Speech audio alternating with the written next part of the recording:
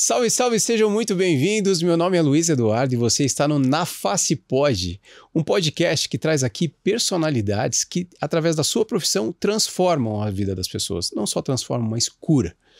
Aqui, o nosso objetivo é levar essa informação e fazer com que inspire jovens a procurar uma especialização, uma profissão, ou mesmo aqueles profissionais experientes que se interessam pelas histórias de vida aqui dos nossos convidados, também serve para você. Mas o nosso principal propósito aqui do Na Face Pod é fazer com que esse conteúdo chegue para quem realmente precise.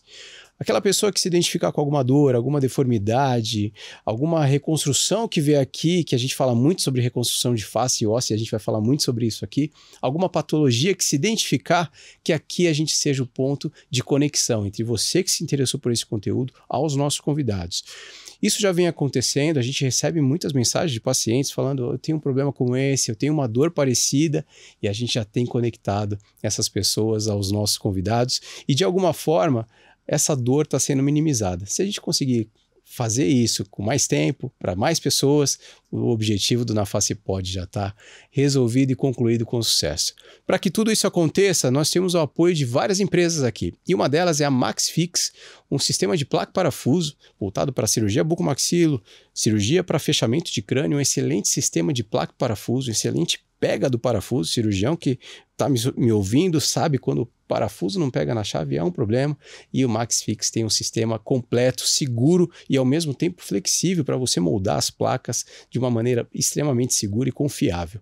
Outro patrocinador que nós temos aqui é a Neo Custom, um sistema de prótese customizada da Neo Ortho, que eu tenho um orgulho de ter uma gigante aqui nos apoiando, um sistema customizado que se adapta perfeitamente no osso do paciente e a qualquer deformidade. Vamos falar muito aqui de reconstrução com um papa, que daqui eu não vou dar muito spoiler, a gente já vai apresentar.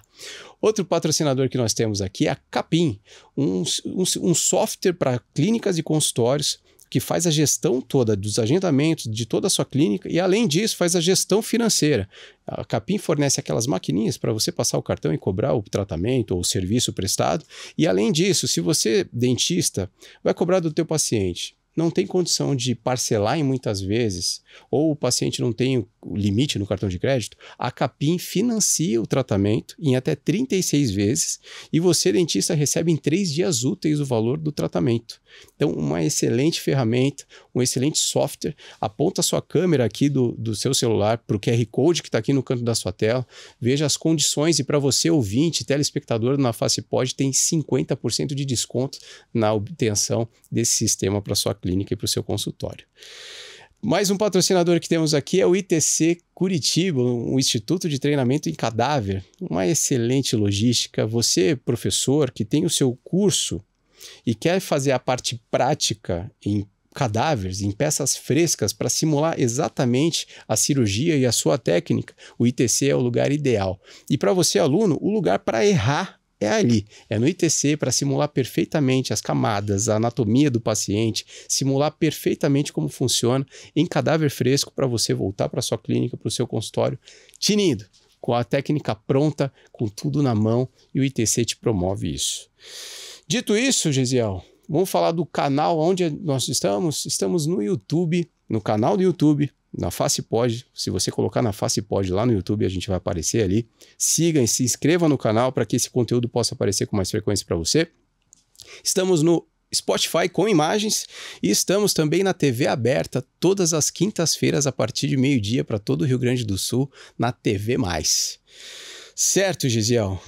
Prepare a moldura porque esse episódio de hoje a gente precisa enquadrar.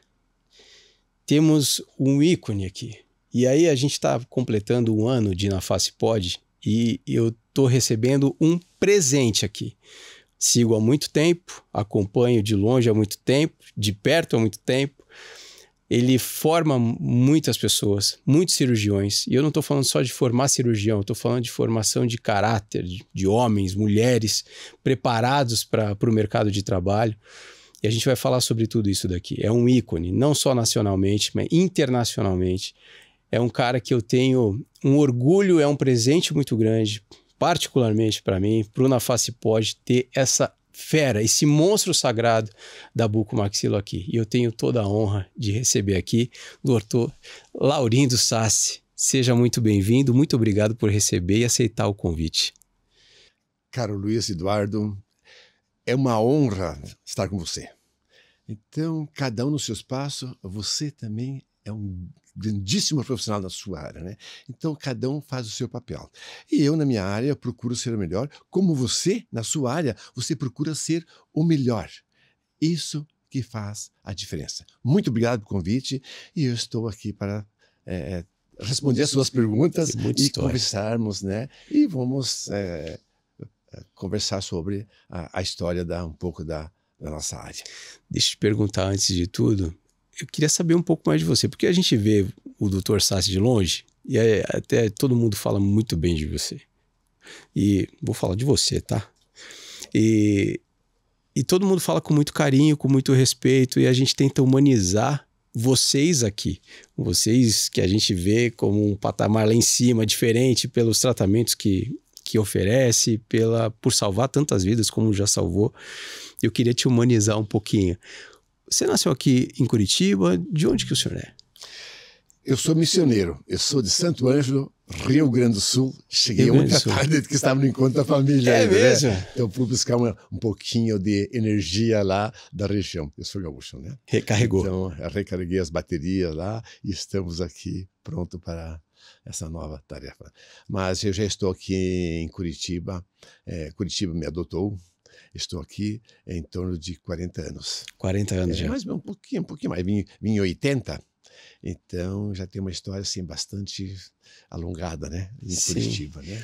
Todo o teu ensino médio, a parte de teus estudos, a tua infância foi lá no Rio Grande do Sul? Não.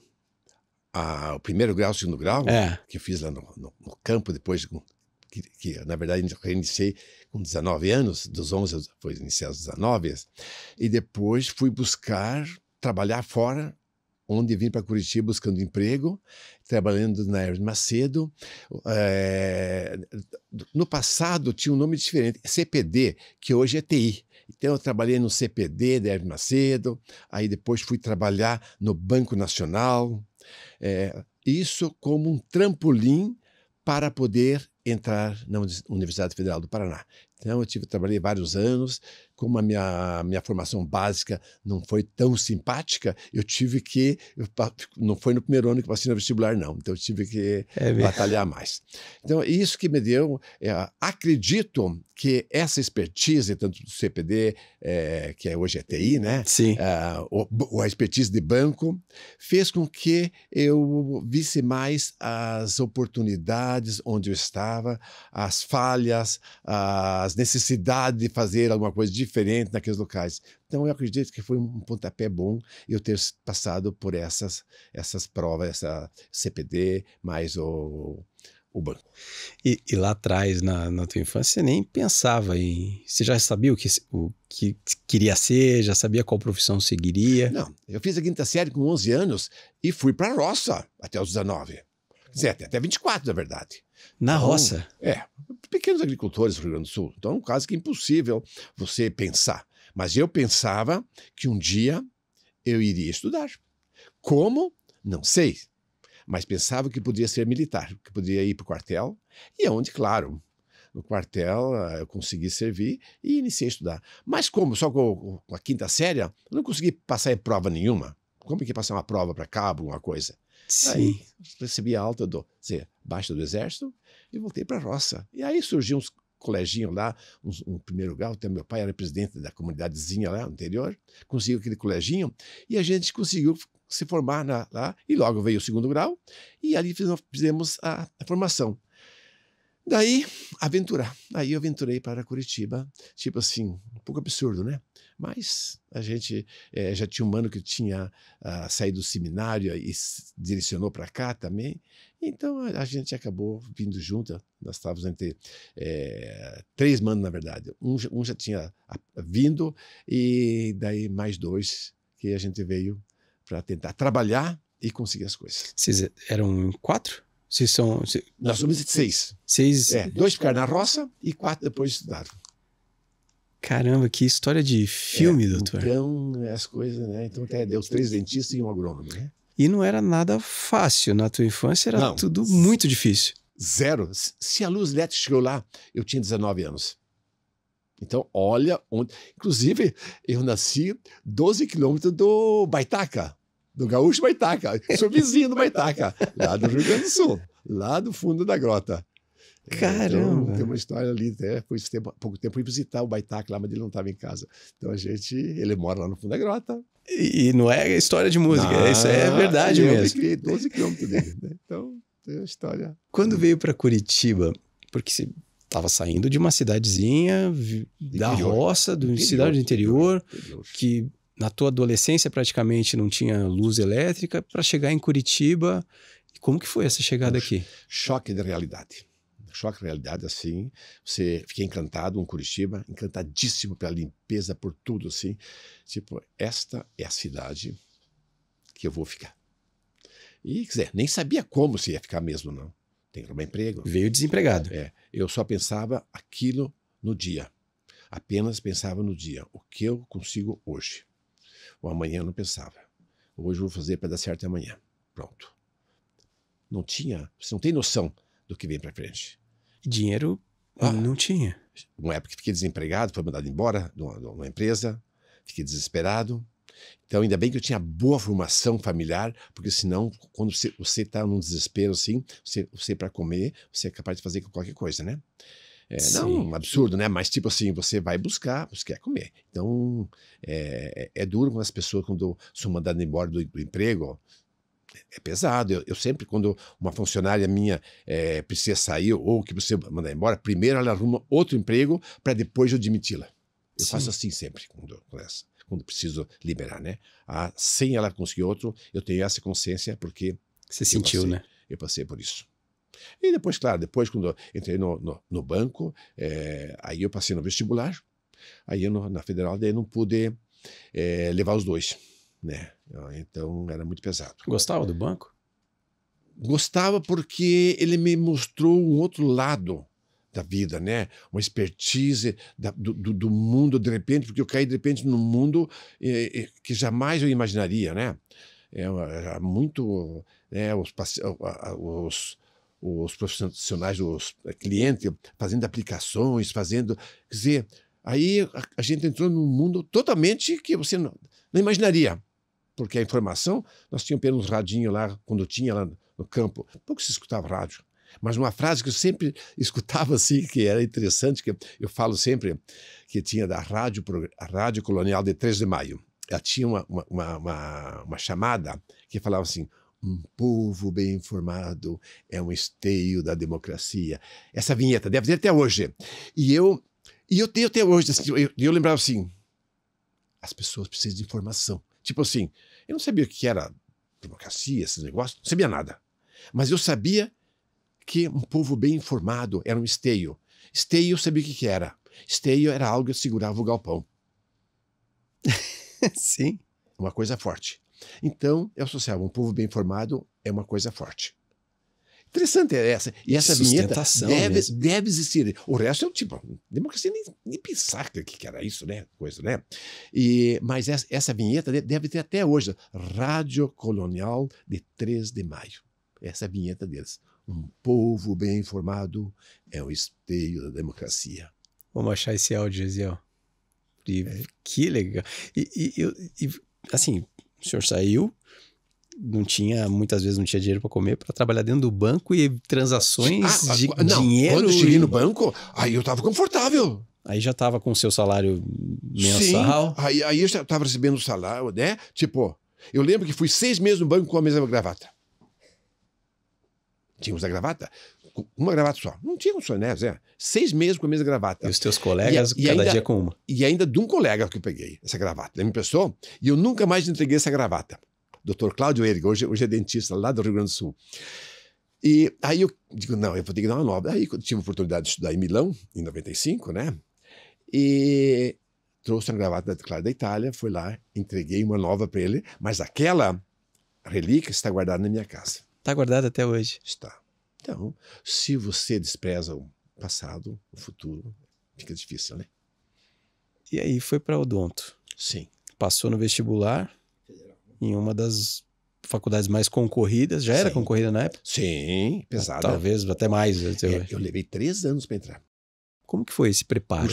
Cursinho, eu fazia cursinho à noite, fazia cursinho positivo, né? Era cursinho positivo que tinha, né? Um tempo eu pagava quadro, um tempo... Enfim, fazia de tudo para poder me manter.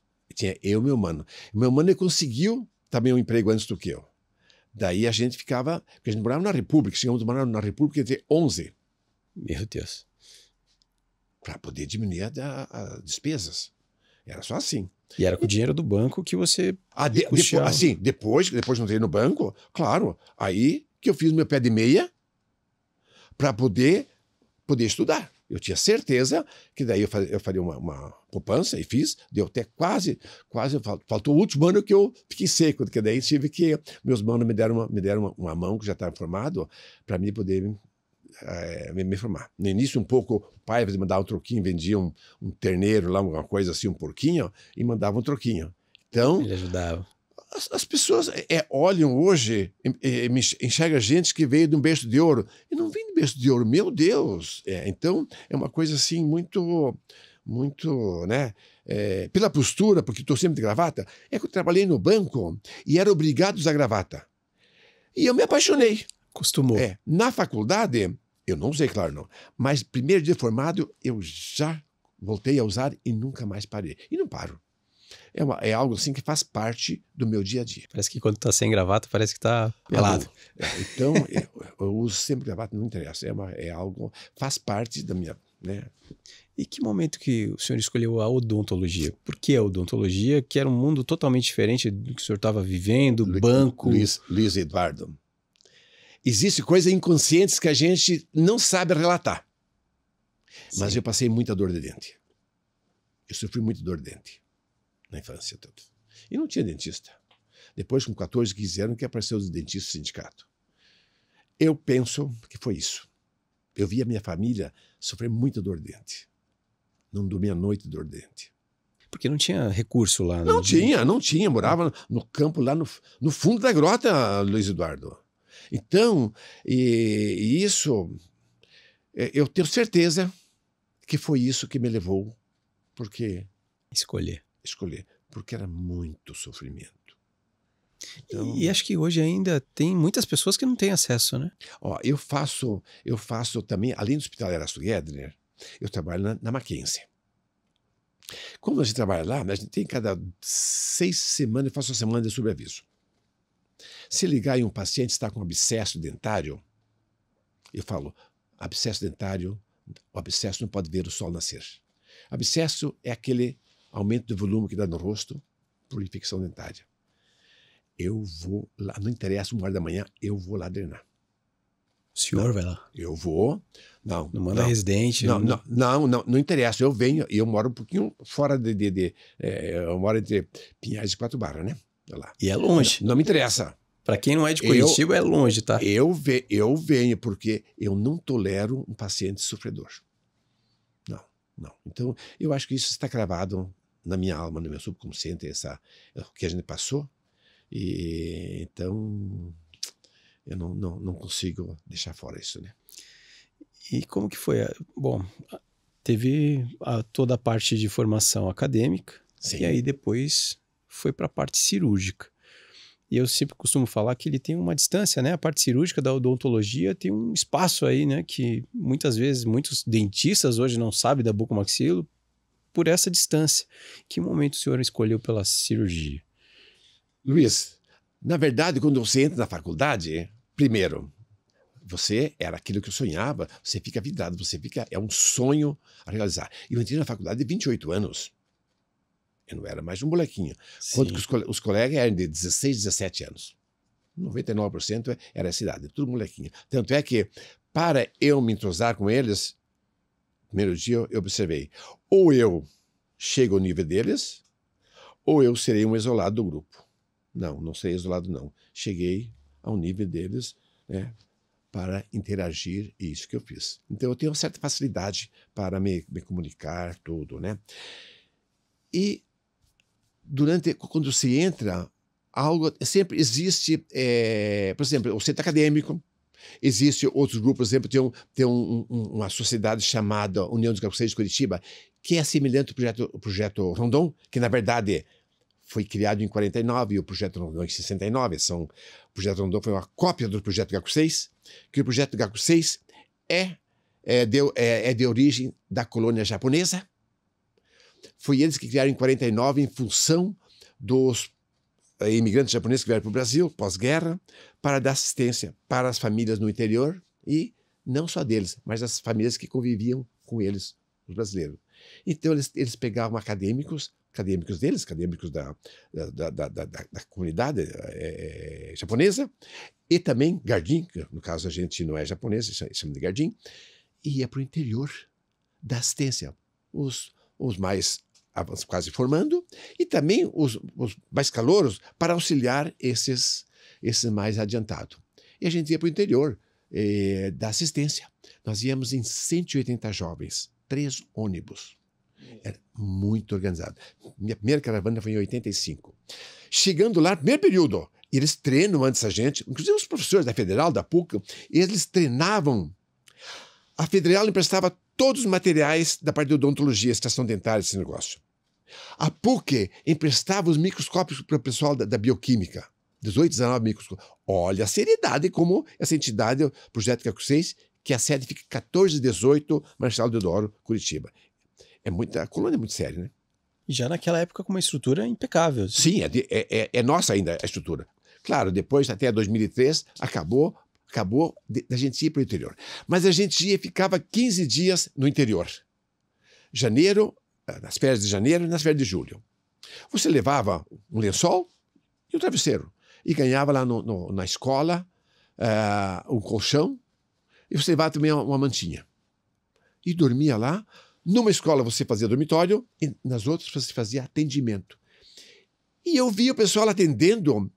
E aí eu, muito curioso, e na época eu já estava com 28 anos para 29, de bigode, tudo. Todo mundo pensava, o professor, o formato, sei lá o quê, né? E eu ficava curioso em cima do pessoal e perguntava, olhava assim, lesões, machucados dentro da boca, olhava assim, e essas lesões, o que serão feitas? Como vão dar o desfecho? Diz assim, serão encaminhadas para a Secretaria de Saúde e a Secretaria de Saúde encaminhará para os centros de especialidade. Não tinha centro de especialidade, para os locais para dar desfecho. E eu, e aquilo me incomodava, né? Eu olhava, nossa. No segundo semestre, isso foi em janeiro, em junho, nós voltamos para a mesma cidade nos chamou. Porque tinha bastante gente pobre naquela região, quando eu estava no norte do Paraná. Aí, chego lá, muitos pacientes que nós encontramos em janeiro com as lesões, estavam de volta lá, só com a lesão, o dobro. Não tinha tratado. Não tinha tratado. Meu Deus, aquilo me incomodou muito. Daí eu voltei assim, de uma maneira assim muito triste e tipo assim, meu Deus, a gente faz todo esse trabalho, porque eu já enxergava, eu já tinha trabalhado no banco, eu tinha uma visão das coisas erradas e do que poderia mudar, não de mudar tanto, mas eu já tinha uma visão, porque o banco te dá uma visão, não Sim. pensa, ele te mostra a realidade do dia a dia, né? O mundo corporativo, exatamente, comercial. E eu olhando aquilo e nada de dar desfecho. Quem sabe 50% dos pacientes eram dados desfecho, ou alguns pacientes nem foram até a Secretaria de Saúde para ser atendidos. Não sei, não vamos culpar a Secretaria de Saúde, não vamos culpar, não sei, ali é uma situação, né? E eu fui procurar o Hospital Erasto Gedner, arrumar estágio. Digo eu. Porque o senhor sabia que eles iam, que era um processo, era passar pelo Erasto. Sim, porque é hospital de câncer. Eu nem conhecia o Erasto. Não conhecia, mas sabia que era hospital de câncer. E tinha um professor já, Silvio Barras, que era da cirurgia, mas que eu só via ele assim, tipo, a quilômetros longe. Nem imaginava que eu podia desejar um bom dia a ele, de medo, né? Não podia nem chegar perto. Pelo contrário, o cara maravilhoso. Aí um dia, não sei como, eu fui falar com ele assim, sei lá, perdi o medo. Eu fui assim, amanhã cedo ou amanhã tarde, lá no hospital. Mas era o medo por respeito. Porque ele era cirurgião, professor cirurgião da Federal, pô. É um cara, um monstro. Sim. De grande. Pra mim, o cara era né? E eu fiquei assim, até quase desmaiei, não falo como dizer, de tanto medo que... Claro, você... Sim. Medo dele, né? Medo sim, tipo assim, o cara... Voz trêmula. Ele era muito, muito famoso, né? Fui lá, cara, ele me acolheu lá no Hospital Erasto Gedner. Aí o doutor Benedito, cabeça e pescoço, doutor Gil. E aí eu comecei a ver as coisas lá, assustadíssimo, claro, né? Em 85, né? E eu não saí mais de lá. Depois, 85. ficou acho que uns 2, 3 anos, o doutor Silvio Barras, aí ele faleceu, ele infartou jovem, uns 40 e poucos anos. E aí eu fiquei sozinho lá. Aí o doutor Benedito, eu era acadêmico, o doutor Benedito, não, você vai ficar aqui para continuar. E só que nas caravanas, eu já comecei, tipo assim, já comecei a ver as coisas diferentes, já fiz uma cartilha de prevenção, já fui chefe do setor de prevenção lá dentro, já fui chefe do setor da odontologia, nós tínhamos 30 e poucos acadêmicos que iam para o interior. Então, tipo assim, fui crescendo e vendo de todas as lesões que encontrava, o que dava, já fazia biópsia, porque daí eu fui pegando o traquejo. Fui lá no Erasmo, fui aprendendo, no próprio Federal, né? Fui aprendendo as coisas. Quando me formei, já fiz o primeiro projeto como profissional, que foi em fevereiro de 89. Ali que começou todo, daí que é a formalização dos 37 anos de campanha de prevenção de câncer, que está no meu livro, em 2013, que eu publiquei, com 25 anos de campanha de prevenção, no estado do Paraná, mostra onde eu iniciei em 89, mas entrando no Hospital Erasto Gedner em 85. Mas tudo em função desse aprendizado do Erasto. Agora, um detalhe, eu tive base. A base é onde? Vamos falar do TI, do CPD também, que isso também nos gera uma curiosidade, você fica até maluco naquilo, né? Na época, né? E o banco. Tá. E a formação de casa que vinha, que é sempre aquela formação de família, que eu sempre digo, a minha formação é uma formação bastante ímpar, né? Que a gente é muito base familiar, porque tinha lá a seguir as leis da igreja, a orientação da família. Então, tudo isso fazia eu ver as coisas diferentes. E o banco que me fez, claro que me fez eu enxergar essa parte administrativa, você pegar as duas áreas da saúde e a parte de história, coisa do banco, e conseguir criar um produto. E eu acredito que esse produto, sim, é a prevenção que eu desenvolvi. E também uma empatia gigantesca, né? Porque o senhor sofreu lá atrás com dores, com falta de recurso, e trouxe hoje para a sua profissão e a forma que o senhor atende o paciente, né? Isso é um exemplo para quem está começando, absurdo. E até falando para quem está... O senhor forma, eu falei na apresentação que o senhor forma muitos cirurgiões, formou muitos cirurgiões, continua formando sempre. E com quem eu falo, e eu vejo que trata com muito respeito o seu nome. E aí a gente está falando de um mercado em que o senhor entendeu muito bem como que funcionava tudo nos bancos, e a gente está falando de um mercado que é um tanto quanto... vamos falar, sedutor para quem está começando, com questões que é fácil se desviar. E a gente estava conversando no Subrabuco recentemente, não sei se o senhor vai lembrar agora, que o senhor cuida dos teus alunos e forma caráter. E que você pega muito no pé deles para, se tiver fazendo alguma coisa errada, o senhor puxa de novo, o caminho é esse daqui. Como que é essa relação com seus alunos de formação de caráter que ande dentro da ética? Luiz Eduardo, eu não quero dizer que meus alunos eles têm alguma falha. Não, eles não têm falha, porque eles entram desde 2009, eu tenho residência, já tenho uns 15 anos de turmas, 15 turmas.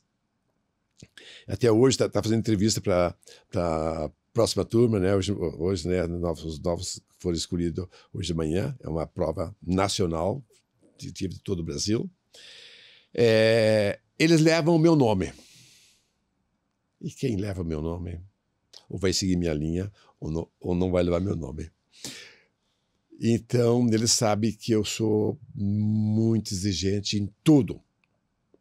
Seu comportamento, sua apresentação, o comportamento, o relacionamento com o comércio, em todo sentido, né? como ele vende o produto dele ao paciente, como ele entrega o produto ao paciente e como ele usa os produtos que necessitam para usar para o seu paciente na área de cirurgia.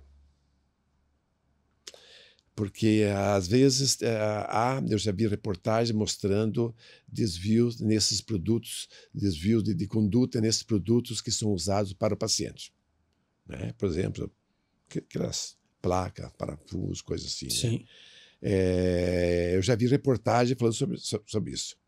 E eu sempre friso para que eles mantenham sempre o paciente na linha de frente, o resto esqueça. E o dinheiro será uma consequência. Trabalhe bem, que o retorno virá. Porque foi assim comigo. Então, teve muito trabalho aí, né? Tem muitos representantes que, quando chegam no meu consultório, eu não falo, eu quase não gosto muito de receber. Eu recebo com hora marcada, claro. Sim. Que não cobro hora deles, mas só se vem sem hora marcada, eu não atendo. Agora ele tem que marcar 15 minutos lá, e eles já falam assim para mim: nós somos novos e o patrão lá já nos falou que jamais deve oferecer alguma coisa para o senhor. Esse tempo me falou, não todos, alguns já me falaram, porque o senhor é muito bravo, né? Não é que sou bravo. Isso não é minha linha, não é correto. Portanto, não me ofereça. Porque me oferecer alguma coisa, não entra mais no meu consultório e eu não usarei, pode ser o melhor produto do mundo, eu não usarei mais o produto. Zero. Desculpa, é radicalismo? Não sei, mas é minha linha, pronto. Perfeito. E eu oriento meus alunos, tudo, que siga essa linha. Então, sim. Porque eu fiquei surpreso o dia que o cara falou no meu consultório isso aí, eu tomei um susto, né? Então, quer dizer, a minha fama está andando bem. Que bom. Sim. Eu posso falar, porque o senhor não vai lembrar, mas nas minhas passagens como vendedor, eu já te visitei e a conversa, assim, rendeu, foi uma conversa e o senhor me deu o teu livro de presente. Tenho até hoje guardado. Com certeza eu devo ter gostado de você. E eu tenho o teu livro até hoje, está guardado e foi um presente. Falo isso para todo mundo. Você deve ter sido muito elegante comigo. Muito obrigado. Queria te contar essa história. Doutor, bom, falou da tua trajetória até chegar no Dr. Sassi, que é hoje. E eu falei também na apresentação que o senhor tem é uma referência nacional e internacional. O senhor fala lá fora. E eu vi que o senhor recebeu... Bom, o senhor recebe várias homenagens aqui, né? Toda hora a gente está vendo várias homenagens no teu nome. E o senhor recebeu uma homenagem nos Estados Unidos. Foi em São Francisco, se não me engano? Sim. Em 99 eu recebi em Washington, né? Eu criei um aparelho chamado, está publicado, chamado nivelador de Sassi. Porque nós tirávamos o tumor da face, eu e o doutor Benedito, e daí para reconstruir, a gente não tinha altura, não sabia a altura para comparar um lado com o outro. Você não... olhava. Era no olho. No olho. E eu desenvolvi um aparelho para poder você acertar, chamado nivelador de Sassi. Aparelho nivelador de Sassi. Está publicado. E 99, em Washington, eu apresentei no Congresso e eu fui premiado. Cheguei lá como cavalo perdedor, e eu tinha certeza que era um trabalho ruim. Um trabalho ruim, não, tipo um trabalho dos menos. No final, fui premiado, eu fiquei muito feliz, fiquei assim... Não esperava. Não esperava, claro que não. Tomei um susto. Então, tipo assim, fui muito, muito feliz, né? E daí, em 2008, eu fui premiado em São Francisco. Então, isso é um reconhecimento das pesquisas nessa área, na área tanto de prevenção como de cirúrgica, né? Porque se for um aparelho de cirurgia, esse é de 99, mas o de 2008 foi mais na área de prevenção.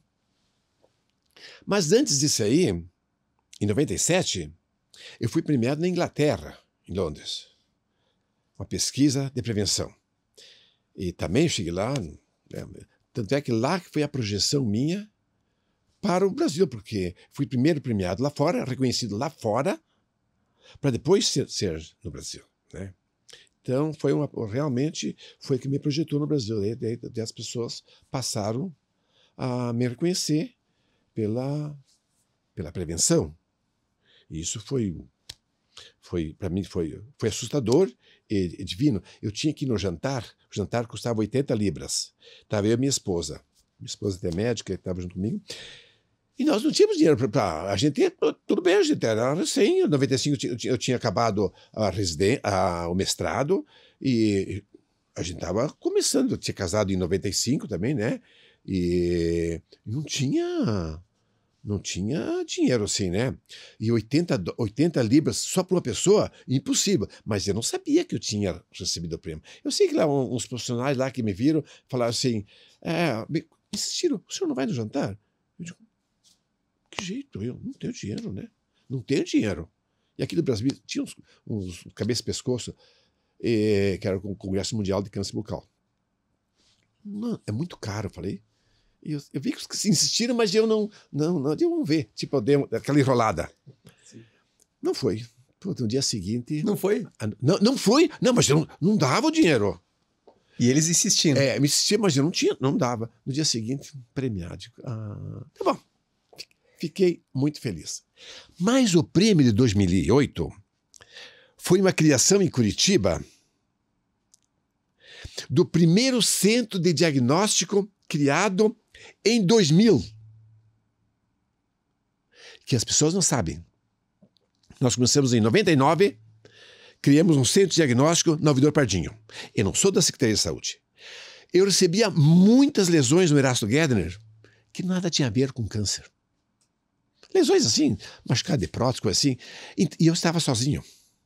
A partir de 98 que eu comecei a ter estagiários.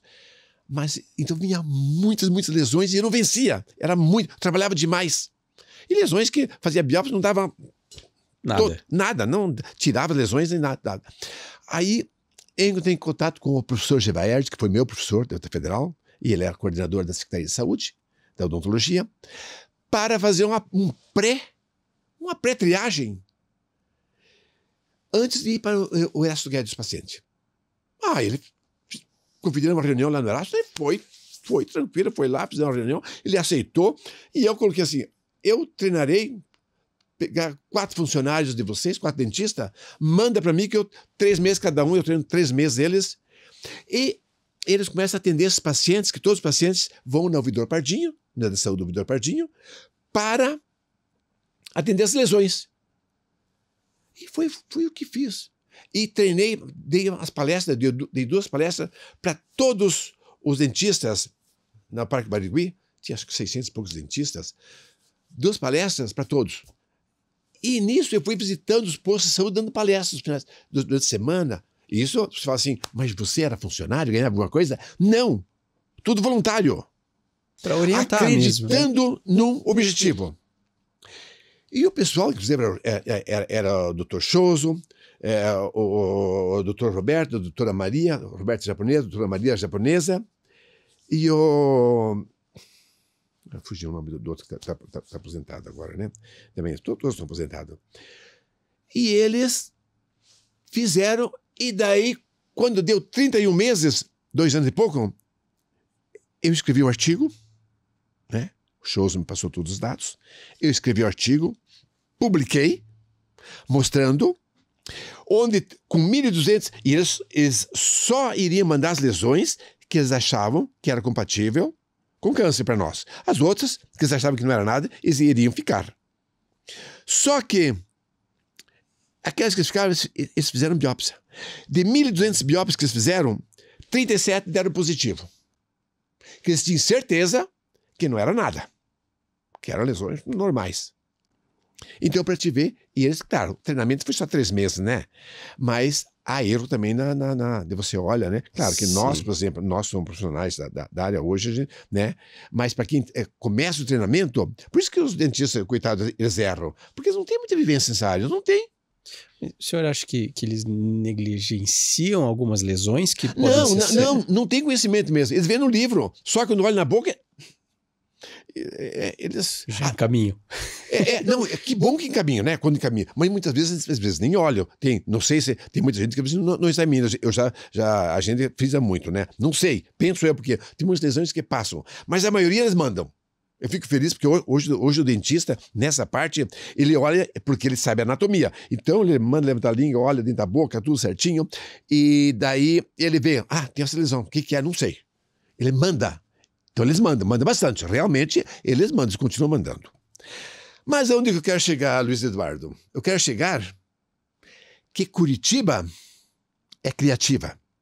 E ela criou mais uma vez para o Brasil o Centro de Especialidade.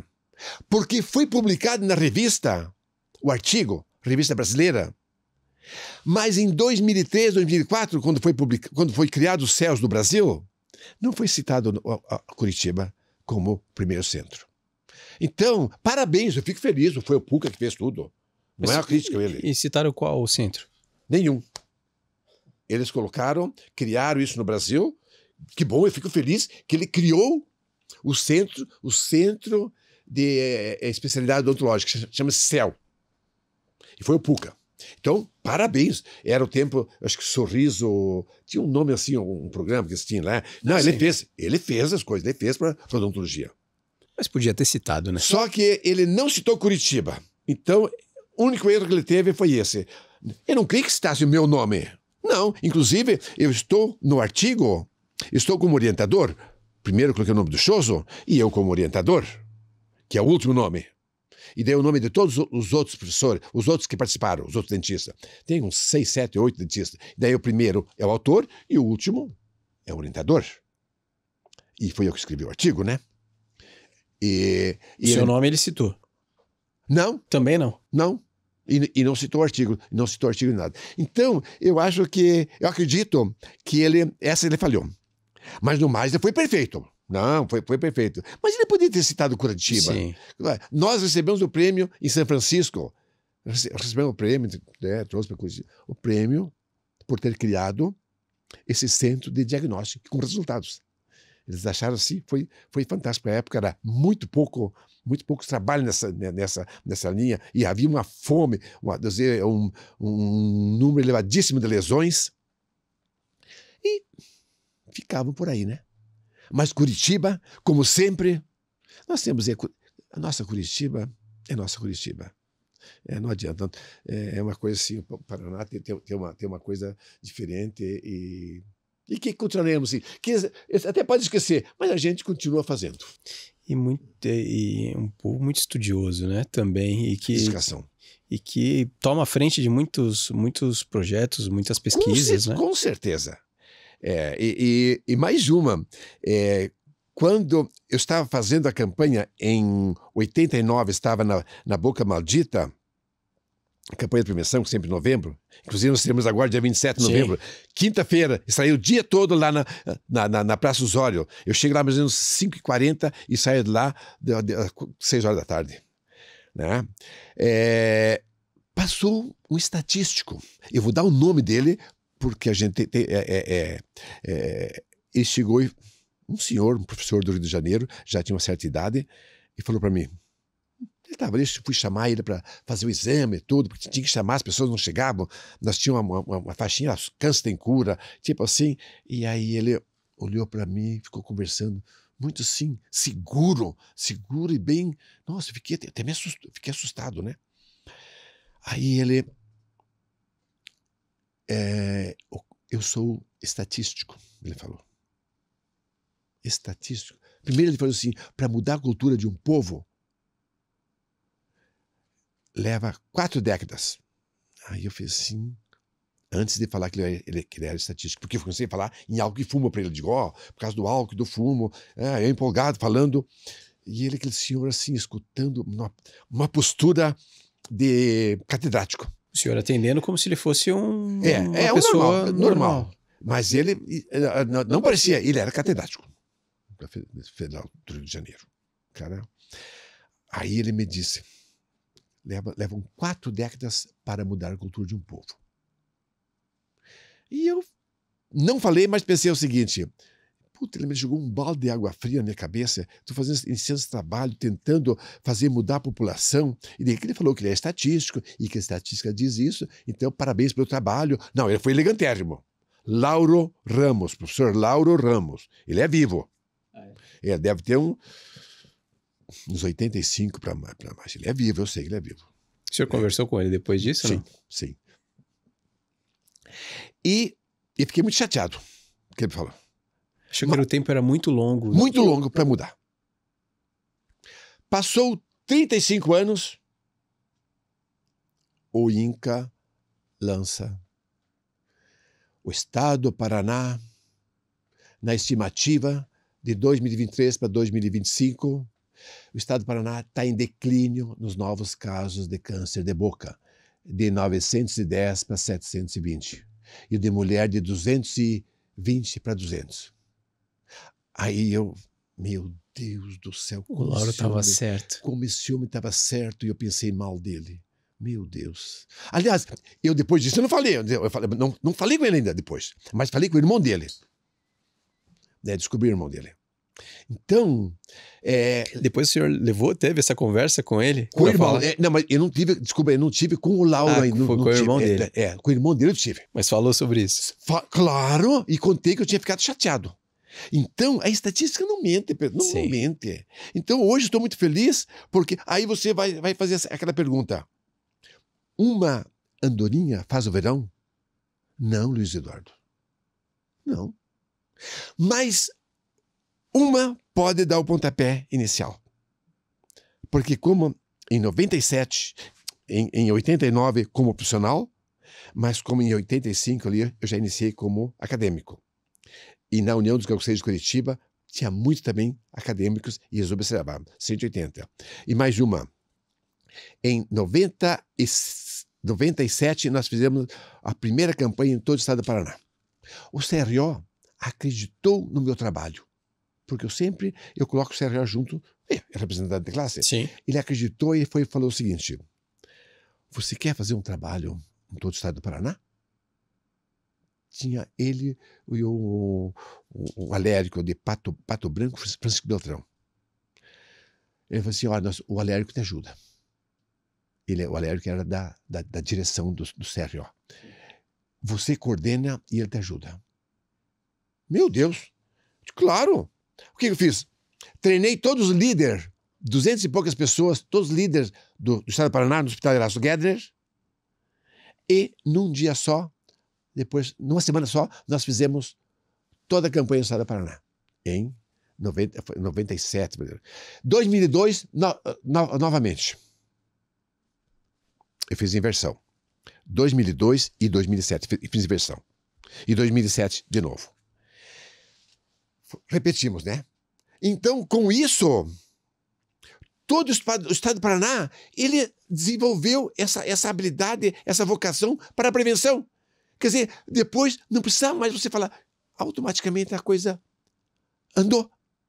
Floresceu em todo o estado. Sim. E daí, de repente, uma senhora dentista, ela passou por uma situação não simpática. Eu vou falar o nome dela. Teve um câncer. A doutora Ana Traiano, a professora Ana Traiano, ela não vai ficar chateada comigo. Ela teve. E daí, ela pensou o seguinte, como a dor de dente me passou, para ela também. Vamos fazer alguma coisa. Ela estimulou um deputado a fazer um projeto. Desculpe de eu falar, por favor. Mas ela fala na televisão, ela fala isso. Estimulou um deputado a comprar esse produto dela, essa ideia dela. Dela, não, né? É a ideia a ideia de criar uma lei de prevenção de câncer bucal. O mês de novembro, mês vermelho, o mês do câncer bucal. Ela fez isso sem te envolver? Não, ela chamou a gente, depois ela chamou a gente, né? Mas ela primeiro ela batalhou com o deputado. E o deputado, sabe o que era? O deputado Traiano. Ele tinha uma sensibilidade, ele também na família passou situações não simpáticas com essa patologia, com essa doença. Ele comprou a ideia dela e foi lançado. Eu fui lá em Guarapuava, recebi até, eles me deram até a Assembleia Legislativa, a Prefeitura de Guarapuava, a faculdade me deram meu homenageário, eu fui homenageado também na Assembleia Legislativa, uns 5, 6 anos, por ela e a equipe e o Traiano. Ela deixou um bom legado aí, né? Então, hoje, ela continua viva, hoje ela encabeça também, mês de novembro, uma campanha fortíssima no estado do Paraná. Então, nós fechamos todos os cantos, junto com a Secretaria de Saúde do Estado, a Secretaria Municipal, a gente fechou todo o cerco contra o câncer de boca. E isso, alguém plantou no início, em 89, como disse, alguém iniciou. Mandorina iniciou um verão. Então... Estamos com a andorinha aqui. Eu tenho certeza que na época foi difícil, mas eu fiz um pouquinho, dei minha contribuição. Porque hoje está fechado o cerco. Amanhã, dia 25, a minha equipe estará em Irati, campanha de prevenção. Quarta-feira, 26, Paranaguá, minha equipe. Quinta-feira, a minha equipe estará, eu e minha equipe, na Praça Osório. Sexta-feira passada, a minha equipe, que nós temos uma unidade em Joinville, esteve lá em Joinville, na Feira das Flores, fazendo a campanha já há vários anos que se faz. Então, Luiz Eduardo, a coisa desandou de uma maneira que ninguém mais segura. Agora, minha presença ou não presença, não muda mais nada. Todas as pessoas caminham com suas próprias pernas. Eu fico muito feliz que alguém contribuiu e como fazer essa lei. Parabéns, Ana Traiano e o deputado Traiano. Tenho respeito por ele ter feito. Não é sobre isso, eu sei que ele é um grande profissional. Mas abraçou a causa, né? Mas abraçou a causa da professora Ana Traiano, né? Então, um resultado fantástico. E a gente está falando aí de quantos anos? 35 anos? De 89 para cá. 37 anos que eu faço. 37. Sim. E o senhor foi lá, no começo, desbravando uma área que não existia e uma campanha que acontece até hoje. Já todo mundo deve passar ali na Boca Maldita, sabe do que se trata, mas tem muita gente que vê de fora, inclusive de fora do país. A gente tem alguns telespectadores, vamos dizer assim. E o que é essa campanha, doutor? Hoje o senhor monta a tua equipe lá, vocês atendem os pacientes e avaliam os pacientes? Como que funciona isso lá na Boca Maldita? Sim, Luiz Eduardo, parece uma coisa assim, bastante estranha, né? Eu faço uma brincadeira, não tem uma música, acho que é Bruno e Marrone, eu não lembro, Dormindo na Praça, é deles? Então eu brinco assim, né? O paciente chega lá assim, fala assim, vocês lembram daquela música Bruno e Marrone dormindo na praça? Pois é, aqui é examinando na praça, né? Desculpa a brincadeira, né? Mas nós fizemos, a gente coloca 2 divisórias no toldo, né? Onde a gente coloca lá as cadeiras simplificadas e a gente atende. Nós já chegamos a atender, claro que às vezes a gente coloca 4 cadeiras, né? Chegamos a atender uma vez 520 pacientes. Um dia? Num dia. Eu chego em casa à noite, quando eu sento, eu não levanto, de tão cansado. Destruído. De tão cansado, né? Então, isso aí E eu cansado, mas feliz. E nós temos uma ficha, eu tive a sorte na época, em 89, de fazer uma ficha. Claro, eu volto a falar do banco. Olha como... O banco me ensinou um monte de coisas, né? Eu fiz uma ficha onde hoje ela é atualizada, ela é... Como é que é? Atual. Como é que se chama? É atual, né? Atualizada, mas atual. Ela tipo, ficou quase atemporal.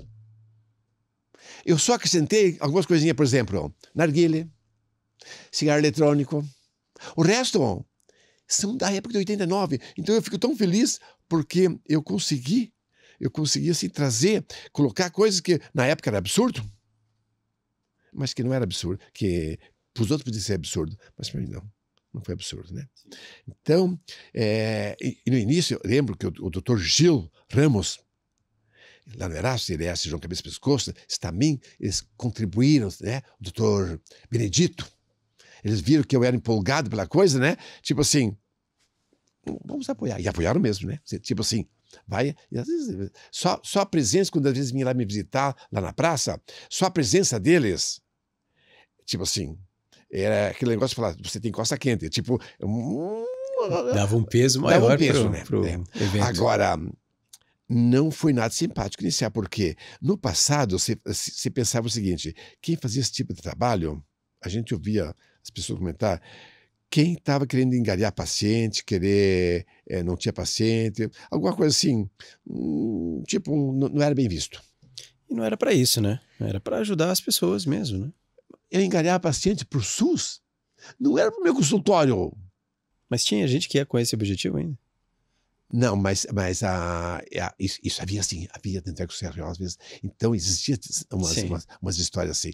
Então você não era muito bem visto. Mas ainda bem que o Erasto, eles olhavam, eu fazia projeto, tudo um projeto, e eles assinavam, concordavam, né, com o meu projeto, eu desenvolvia, fazia o relatório, chegava ao final da caravana, né, fazia o relatório, como eu faço até hoje, e todas as fichas preenchidas, todas foram digitadas. Tanto é que tem um banco de dados com quase 40 mil pacientes. É um banco de pesquisa de campo.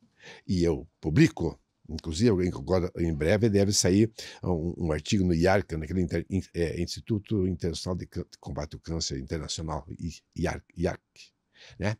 Deve estar saindo agora, porque nós estamos mandando um artigo de 35 anos, que está tudo já com estatística, né? Tudo documentado. Sim. Então... E doutor, assim, agora indo um pouco mais para a especialidade, né? Porque a gente fala com muitos pacientes, fala com muitos profissionais que estão começando, já experientes, mas a gente fala também com muitos pacientes. E esses pacientes, muitas vezes, têm algumas lesões na boca. Sim. A gente trouxe aqui o Dr. Vitor, que fala muito do senhor também, a Roberta... O Vitor Freire? Sim. O Vitor Freire é nosso ex-residente, fantástico. Sim, fala muito. Menino fantástico. E a doutora Roberta, que faz as reconstruções. Sim, também faz parte do nosso serviço lá. É impecável. Fantástica. E a gente falou muito sobre isso, porque as pessoas às vezes têm uma afta e às vezes acham que é uma afta e não dá a devida atenção para isso. Falando do diagnóstico, como que a pessoa pode ligar o alerta para essas lesões? Nem tudo que vai ser afta precisa procurar pelo Dr. Sácio ou pela sua equipe, mas qual é o alerta que liga? Quanto tempo de afta ou de uma lesão que não passa que tem que se preocupar? Luiz Eduardo, é bastante simples.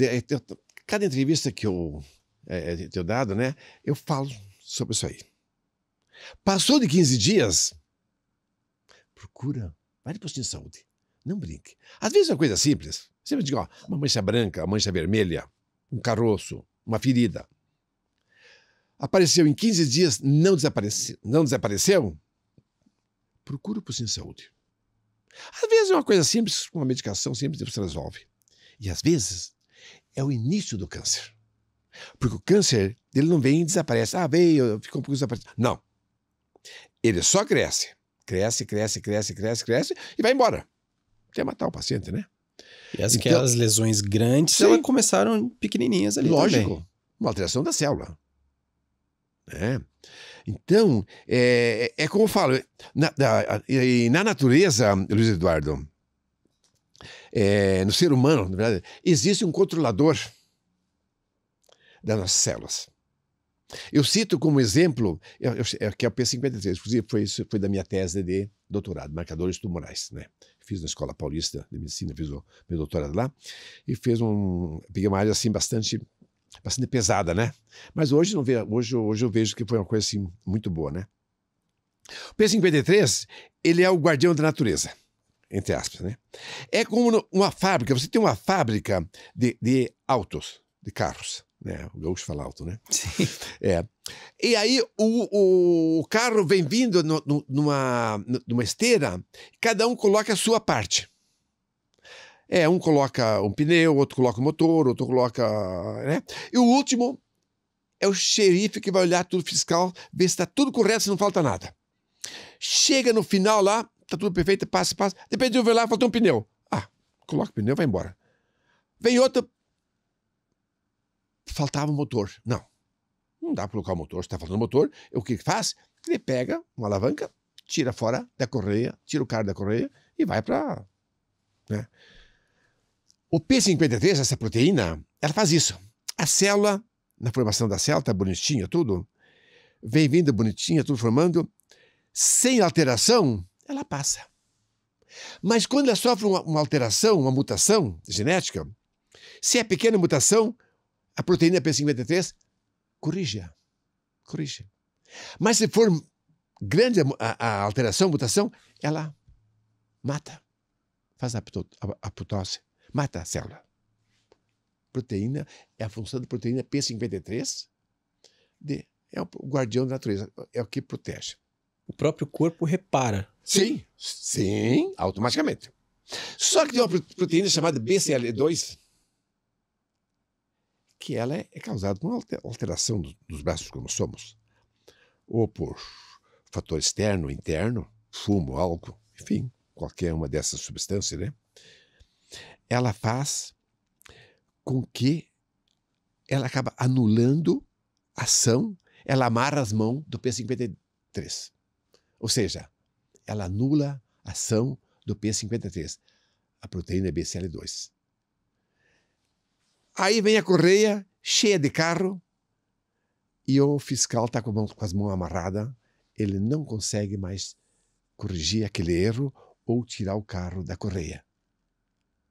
E aí o carro vai embora, vai com problema, sim, a célula vai com problema e vai desenvolver o câncer, vai desenvolver a doença.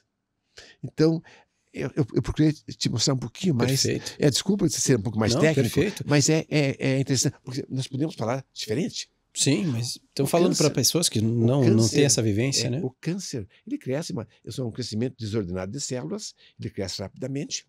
Inclusive, ele dá cheiro forte, porque os vasos sanguíneos internos eles não conseguem acompanhar o crescimento forte, daí o crescimento, e ele vai só irrigando as células externas, e as internas vão necrosando, e daí vai dando aquele cheiro de necrose, vai apodrecendo.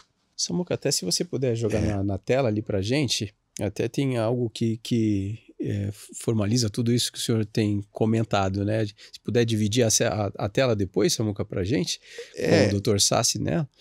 E é isso, né? Que o senhor tem falado sobre essas... Pode tá na tela ali? Ali, ó. Tá isso aí. Tá aí formalizando tudo que o senhor comentou, né? E exemplificou muito bem.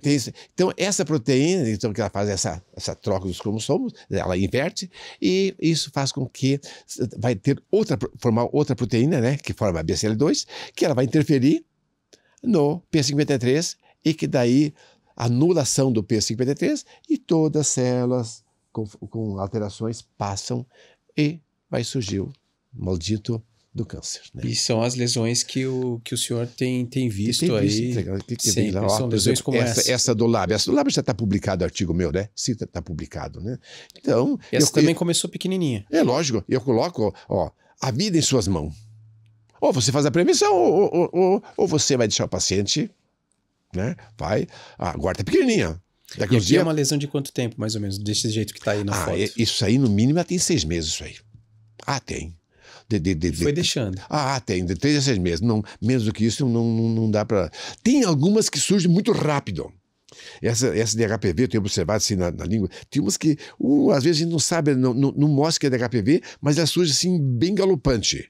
Mas, no geral, elas não são tão rápidas assim, né? Então, assim, em torno de 6 meses, assim, tá? Ela não nasce assim de uma hora para outra, pá, né? Grande. Nasce pequenininha, vai indo, né? E se ele tivesse procurado ajuda no começo, possivelmente não teria virado...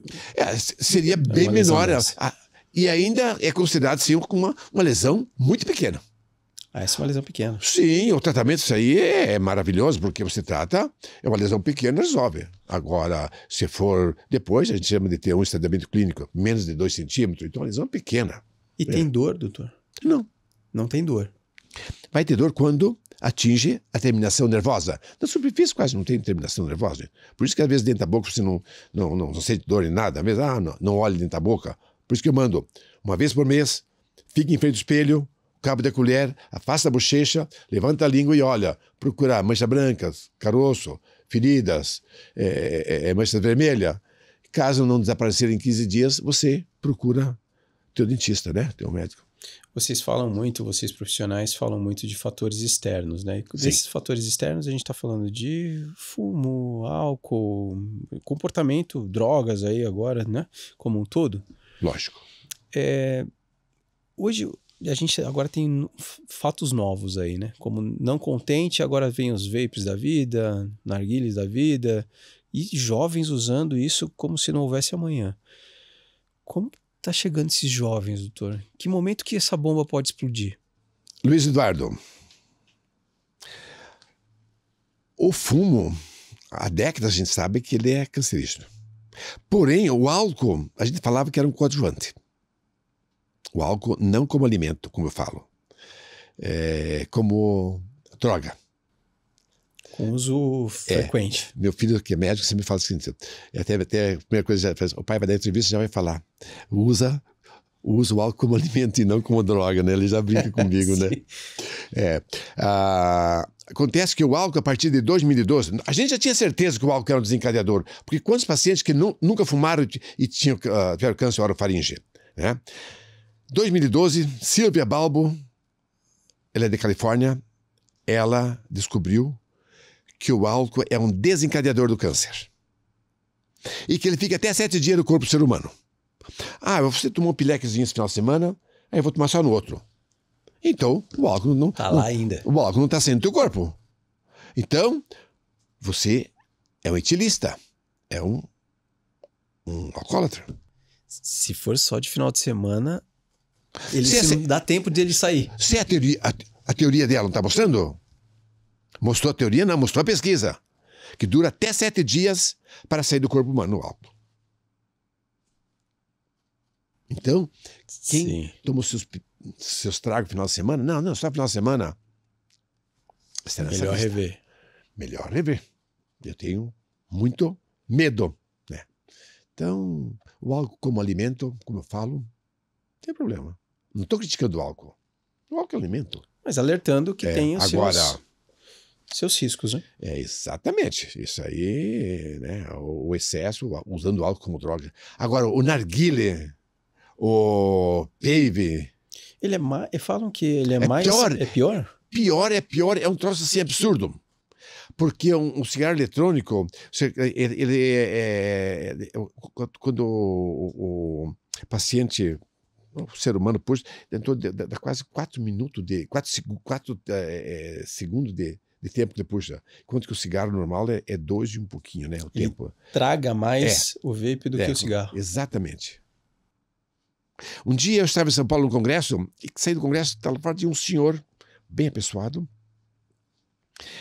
E eu estava curioso para tipo assim, para escutar a história dele.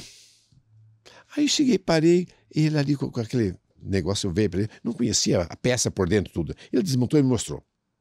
E me explicou. Eu não falei nada que eu era da área de saúde, nem nada. Vestido civil, assim, né? E ele me explicando que isso era bem melhor do que o cigarro. E me fez uma campanha, assim, muito forte, né? Que acredito que alguém fez essa campanha em cima dele e por isso que ele fuma. É um absurdo. É um absurdo. E eles fumam numa boa. Eu participei na Câmara de Vereadores, eu dei uma entrevista, tudo, mostrando que, quando fizeram a lei, né? Sim. E eu participei, dei uma entrevista, tudo.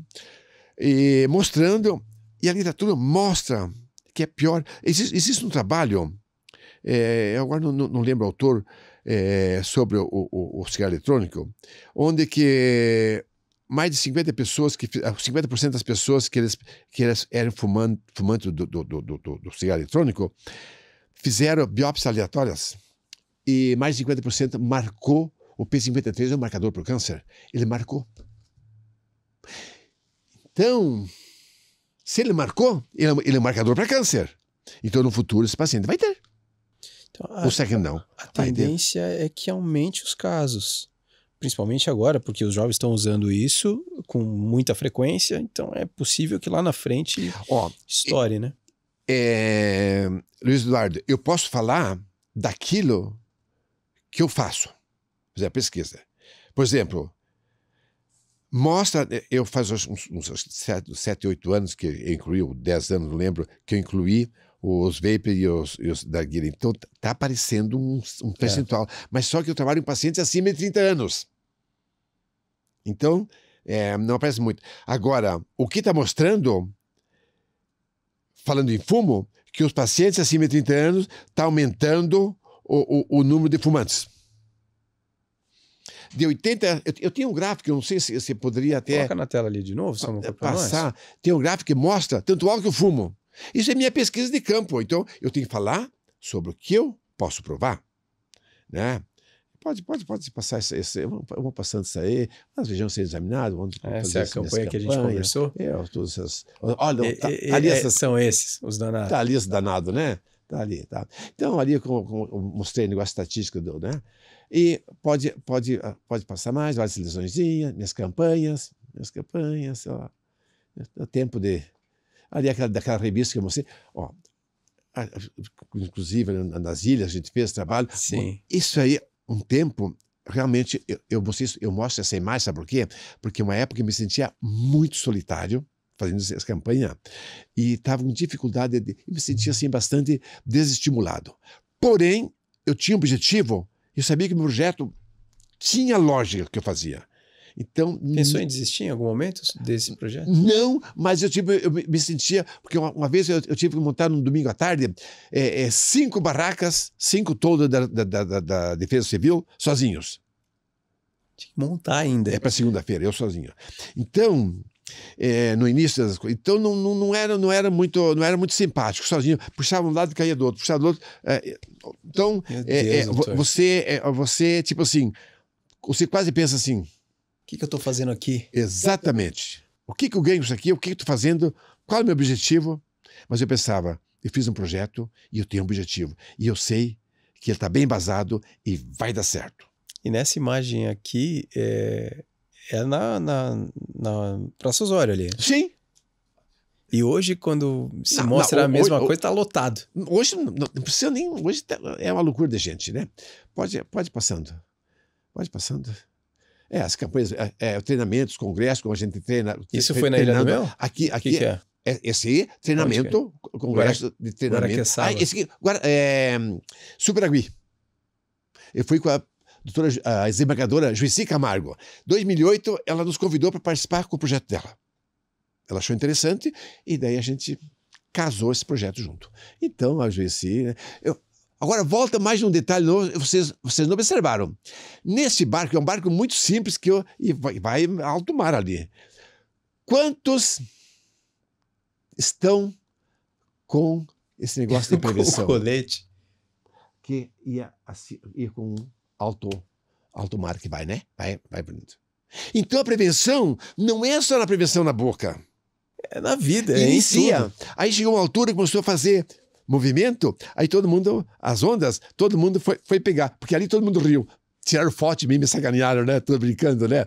Mas depois... Todo mundo foi pegar o colete. Então a prevenção inicia em toda parte. Tá. Desculpa. Uma pode baita passar. imagem ali que comprova muito esse perfil. Pode passar, os outros não vê, pode passar.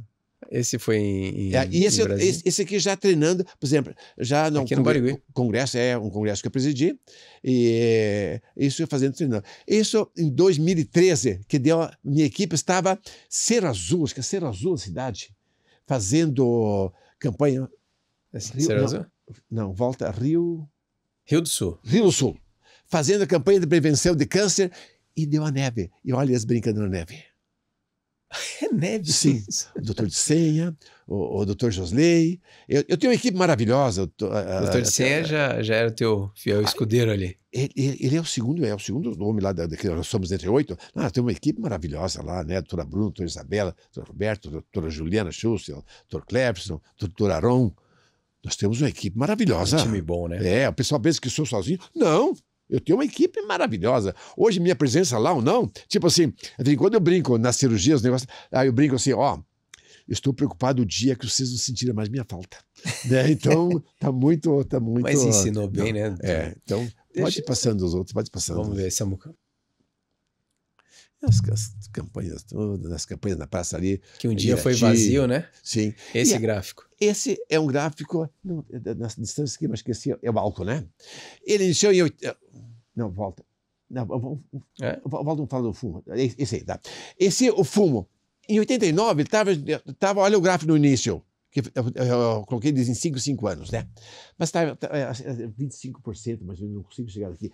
Quer jogar nessa tela aqui? Aí chegou em 2004 a 2008, ele estabilizou, baixou. Ah, sim, exatamente, ó, tabagismo.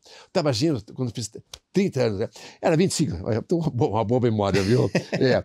De 89 a 93, nós estamos com 25,7% de pacientes que tinham lesões que eram fumantes. Quando chegou em 2004 a 2008, caiu para 18%. Fez no grupo 99 a 2003, 18,7%, e quando chegou 2004, 2008, baixou para 18,2%. Baixou. De repente, 2009 a 2013, foi para 21%. Mudou. Explodiu. 14 a 18 para 28%. E agora já subiu mais ainda. Agora passa o álcool para vocês observar.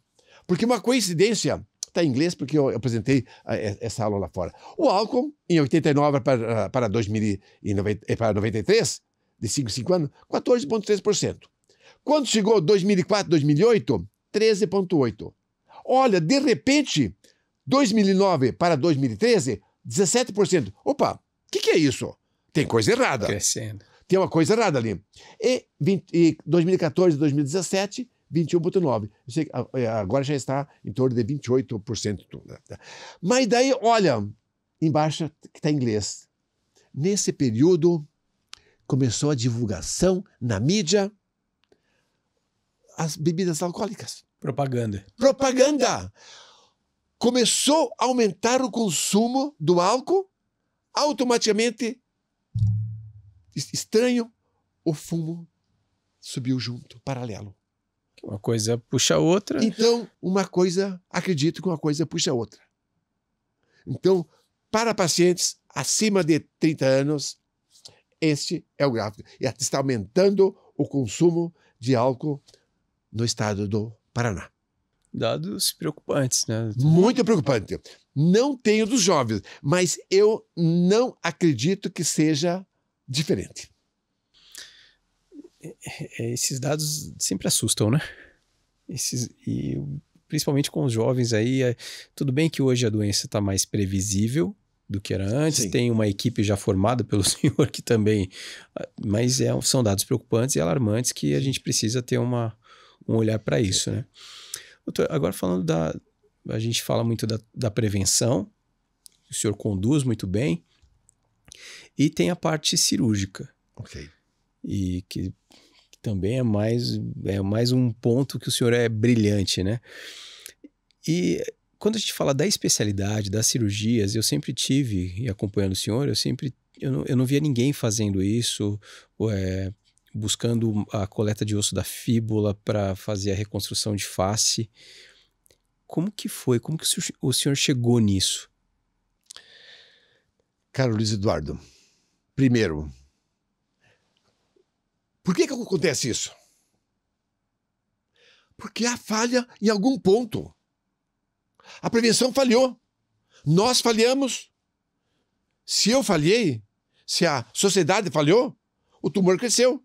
Não enxergaram que o paciente tinha uma lesão na boca, o ser humano, alguém que convive na sociedade? Todo mundo na sociedade, a não ser que o cara vive fechado. Mas ele aparece, a não ser que seja dentro da boca escondido, também que ninguém sabe, mas geralmente aparece a lesão. Com a falha na prevenção, o tumor cresce. E daí chega lá no hospital, o que você vai fazer? O médico, para tirar o tumor, quando é possível realizar o procedimento, cabeça e pescoço, ele vai remover e vai deixar uma alteração anatômica muito grande. Que daí alguém vai dizer assim, o médico, cabeça e pescoço, cirurgião, mutilou o paciente. Não! Quem mutilou o paciente foi o tumor. Por isso que estou falando, ele ressecou o tumor, deixou uma falha anatômica, e essa falha anatômica, esse defeito na face, tem que procurar tentar fazer com que esse paciente devolva esse paciente à sociedade para ele voltar a ser um membro da sociedade, voltar a ser o provedor da família, que geralmente é o provedor da família, porque geralmente é uma família de 4, 5, 6 filhos, a mulher às vezes nem consegue trabalhar fora porque tem que ficar em casa os filhos, e aí o marido doente, quem vira essa família? Então, quando consegue fazer essa cirurgia, procura sim fazer esse tipo de... Isso que chamou a atenção da gente fazer as reconstruções. Não é... No início era tipo tapar o buraco, né? Como você fala, o defeito. Era paliativo. Só que... E daí? Se você pode fazer melhor, por que não? E foi isso que eu fui buscar. Em 95, eu fui para Milão, sonhador, bem sonhador. Consegui, estava fazendo mestrado em São Paulo, fazer um mestrado de sanduíche em Milão. E lá estava usando uma técnica que eu nem não sabia direito, que era da Edla Puricelli, gaúcha de Porto Alegre, chefe da Federal de Cirurgia da Federal de Porto Alegre. Inclusive, era para ter estado ela no Congresso em Camboriú, semana retrasada, mas ela não estava bem. Ela veio aqui, quando foi em Curitiba, ela estava aqui, né? Ela está já com seus 80 e uns, por aí. Deve ter de 75 a 80 anos. E operando. Claro, pesquisando, tudo. No meu congresso, eu chamei ela, que vai ser, inclusive, o ano que vem, em abril, 16 e 17 de abril, vai ser o meu congresso aqui em Curitiba, que eu estou presidindo, né? Aí chego lá, claro, fui ver essa tal de cirurgia. Fiquei esse tempo lá, meu objetivo era ver essa cirurgia. Eu sabia que ele tinha aprendido com um americano, com o Hidalgo, porque o Hidalgo viu a Edla apresentar em 84 no congresso na Europa, em Madrid, na Espanha.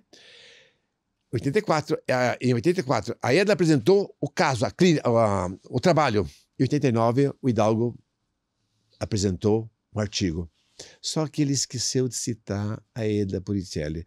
E ela ficou no anonimato muito tempo. Eu cito isso porque eu, num congresso em Porto Alegre, eu fui chamado para uma banca onde o pessoal da Espanha tinham promovido na América Latina um encontro de oncologia, e foi em Porto Alegre. Veio mais de 40, eles patrocinaram mais de 40 profissionais de lá.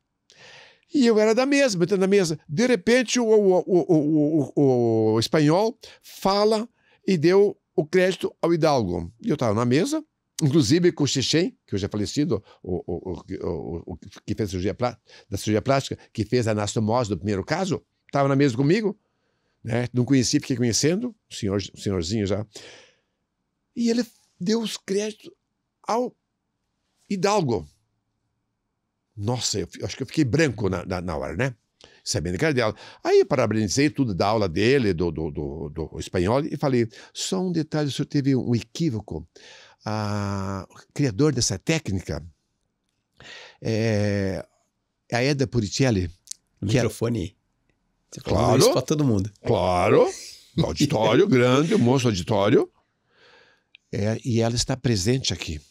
E ela apresentou esse trabalho em 84 no seu país. E o Hidalgo, ele publicou em 89. Inclusive, ele esteve nesse congresso. Que desconfortável. E quem fez a microcirurgia foi o professor Chechen, do meu lado. Ficou um ambiente fúnebre. Acabou com Mas eu não podia fazer diferença. Até porque o senhor passou por isso lá atrás, né? Então, o que aconteceu? Aí eu fui lá e aprendi lá, fui em Milão, fiquei lá, e 95, trouxe de volta a técnica para o Erasto. Claro, eu só consegui iniciar em 97, porque até você montar a equipe, não é muito simples, não. Sim. Porque precisa montar uma equipe, desde a enfermeira, desde todo mundo, né? O doutor Benedito, daí a gente elegeu o doutor Benedito, o chefe cabeça e pescoço, como chefe do grupo, que era nós, a buco maxilo, cabeça e pescoço, e eu, o cirurgião plástico, que era o Eros Rodrigues. Daí, ele faleceu depois, e depois veio somar conosco, em 97 também, o Alfredo Benjamin de Silva, né? Que veio somar conosco, né? Ali que iniciou as nossas reconstruções. E não parou mais. Tinha alguém fazendo no Brasil? Ou Não, ninguém? era a Edna que fazia os casos. Até, não sei se São Paulo fazia alguma coisa, mas... Nada. Porque eu, em 99, eu apresentei um trabalho no Congresso de São Paulo, 3 casos, e fui premiado, porque eram os casos inéditos que estavam passando, tipo, a técnica era mas estava meio parado de fazer, né? Sim. E eu fui premiado no Congresso Brasileiro de Câncer Bucal em São Paulo, né? Eu acho que... Tem imagens aqui? Tem mais alguma, né? Então, foi assim que começou o boom ali, né? Sim. E daí, em cima disso, foi das campanhas em Curitiba. Então, eu coloco ali a prevenção. Olha a minha equipe. Isso aí foi em 2012. Então, eu tenho uma equipe, né? Planejamento cirúrgico. Mudou muito, né? Existe um planejamento. Hoje, eu falo que nós temos um parque industrial dentro do nosso laboratório, lá no hospital. Eu tenho um laboratório, claro, isso aí, infelizmente, o hospital ele não consegue ficar patrocinando esse negócio. Então, nós mesmos da equipe, a gente compra recursos próprios. Meu amigo, a gente não pode reclamar, tem que fazer. A hora que o hospital puder ajudar, ele vai ajudar. Não dá para esperar, né? Não. Olha esse caso, jovem, veio esse menino, foi em 97, acho que foi em 97 que eu operei ele. E eu publiquei ele em 2001, tá publicado, 2001. Olha o tumor dele, um monstro tumor. E era um tumor benigno, mas monstro. Aí eu ressequei. Ele tinha problema de função ou ele tinha dificuldade de abrir a boca, mastigatória também? Não, a língua dele estava, o tamanho que é exposto para fora era o mesmo para dentro. Monstro, vocês vão ver depois. Então ele não conseguia. Olha o tamanho da peça que eu tirei. Jesus, mano. Isso não é a língua, isso é o tumor. Ele não conseguia comer mais, só coisa líquida. Eu fui tirar da perna e feito, passa mais um. Olha, aí faz o formato ali de toda, conforme ia fazer o côndilo da parte de cima e as placas para fazer a emenda a emenda no osso, né? O senhor manipula fora. Sim. Inclusive na perna do paciente. Sem, a gente chama ligar os vasos, sem cortar os vasos. Está vindo sangue do retalho e você está trabalhando. Se mantém a peça vascularizada. Viva, vascularizada. Aí volta o cirurgião e liga, corta os vasos, me entrega a peça e eu levo até a face onde ela será fixada. Tanto é que eu deixo a extremidade das plaquinhas para já... fazer a fixação. Sim. Olha como foi fixado. Meu Deus do céu. 2020, pode passar mais um. Aqui, 2012. Como esse ali e como... Doutor então, Sassi. eu falo que é um dos casos assim, que ficou um caso muito bom. Um paciente que hoje tem 40 e poucos anos, ele veio me visitar, na minha casa. Ele veio mesmo. Veio ele com uma filha já moça, quase 20 anos. Eu fiquei tão feliz, né? Deve ser, mas como? É paciente particular? Não, do SUS. Aí me trouxe uma radiografia, tudo, que fazia tempo que não via mais ele, né? Que agora, com a municipalização da saúde, não pode mais vir um paciente do outro estado para cá, uma burocracia muito forte. Ele veio, tomou café conosco lá em casa, então eu fiquei muito feliz de ver ele também, uma filha moça, ou seja... Que presente, devolveu ele à sociedade, vida normal. Aí tem vamos ver mais um caso? Aí tem o caso 2. Esse é um casinho um pouquinho mais pesado, né? que está publicado, eu publiquei em 2022. É uma nova técnica, ó, o primeiro autor sou eu, né? Sim. Esse que ainda estava em sprint, que só me mandaram o aceito do artigo, está no jornal Maxillofacial Surgery, né? Para vocês que estão vendo agora, tem imagens fortes daqui para frente, tá? Só para quem não está muito acostumado, né, doutor? As imagens estão publicadas na revista, por isso que eu vou mostrar. Vão observar que o paciente vai aparecer, mas ele está publicado na revista, ele autorizou tudo na revista internacional. Tá. Então, é um tumor de maxila, um tumor benigno, mas muito agressivo. E ali está a destruição que sofreu, que deixou o tumor. Ou seja, o olho sem proteção, sem osso, sem nada, metade do palato, o céu da boca removido. E daí a gente começou a trabalhar, fazer o planejamento. Esse é o planejamento que eu faço pré-cirúrgico, né? Eu faço o planejamento, embaixo é a fíbula, só que a fíbula sem tecido mole, mas ela vem com tecido mole, então só para poder já vem. A numeração, tudo conforme eu faço, eu inicio o número 1, 2, e vai a sequência tudo, né? Olha a fíbula, né? E daí é um paciente reconstruído, né? Então, quase não é difícil por causa do tecido mole, então fica tudo preenchido, né? Sim. Mas o resultado, pode passar outro. Esta é a paciente. Tá louco. Você tem como... Eu tenho ela como minha filha. Tipo assim, eu adoro essa moça, né? Essa cicatriz no pescoço é o que ficou? Por causa que ficou onde que foi feita... Só essa cicatriz. E uma cicatrizinha no rosto, depois você vai ver discretamente, né? Que foi aberto toda essa parte da face até, né? Isso. Então, pode passar a próxima? Foi um amigo dela, é dentista, fez o trabalho de graça para ela, porque ela, coitada, não tinha condições, né? Sim. Ele falou que ele fez os implantes, tudo. Isso aí foi, então, depois da cirurgia. Então, o segredo... Desculpa. Fique à vontade, doutor. Que caso. Volta mais uma. Ó, eu iniciei na parte do assoalho. Na assoalho da órbita é o primeiro que eu coloco. O segundo, eu desprezo. Esse é o macete da técnica. Para poder fazer a dobra. E daí vem o segmento de baixo e sobe. Pode passar? Então, olha, o segmento 1, o 2 eu desprezo, tem o 3 e 1, 4, faz o contraforte, né? E ali onde faz essas setas mostram o azul e o vermelho, onde são emendados os vasos. Então, esse é o procedimento e essa é a moça. Ficou com... Caramba! Então, o ano passado, nós estávamos na praça fazendo trabalho, ela me chega lá, ela tem uma nenezinha, agora está com uma nenezinha, foi lá me visitar. Ela tem uma nenezinha, né, linda, né, foi lá, tem uns 7, 8 meses, né, foi lá me dar um abraço. Fiquei tão emocionado de ver ela, assim, tipo assim, ela tem um carinho muito especial pela gente, né, e a gente por ela, né, porque a gente procura sempre fazer o melhor. Às vezes a gente não consegue, porque a situação é muito drástica, é muito complicado, que não responde mais, né? Então, às vezes você não consegue, né?